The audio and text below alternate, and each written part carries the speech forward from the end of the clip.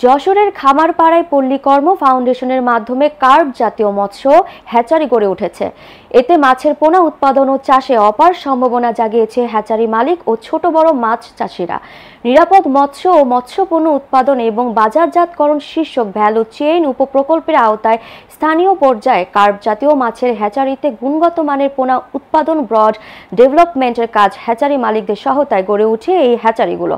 2010 সালের পর থেকে চাচরা এই মৎস্য হ্যাচারিতে দেশি ও বিদেশি জাতের মাছের পোনা উৎপাদন ও মাছ চাষে বিপ্লব ঘটে দক্ষিণ পশ্চিমাঞ্চলের সবচেয়ে বড় চারা মাছের রাজধানী খ্যাত চাচরা হ্যাচারি পল্লীতে।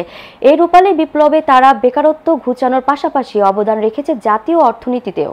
যশোর শহরে চাচরা সহ আশেপাশে এলাকায় গড়ে উঠে 87 হ্যাচারি। রুই, কাতলা, থাই পাঙ্গাস, শিং, কই, মাগুর, সিলভার কার্প, কালবাউস, মিরর কার্প, মৃগেল সহ বিভিন্ন প্রজাতির মাছের 7 থেকে 8 হাজার কেজি রেণু পোনা উৎপাদন করা হয়। মাসে এখানে 5 কোটি 60 লাখ থেকে 6 কোটি 40 হাজার টাকা রেণু পোনা বিক্রি হয়। এছাড়া দেশের একটি বৃহত্তর অংশের মাছ চাষিদের জীবিকা নির্বাহ হয় এই উৎপাদিত রেণু পোনা থেকে। এসব হ্যাচারি উৎপাদিত রেণু পোনা দেশের মোট চাহিদার 80% পূরণ করছে।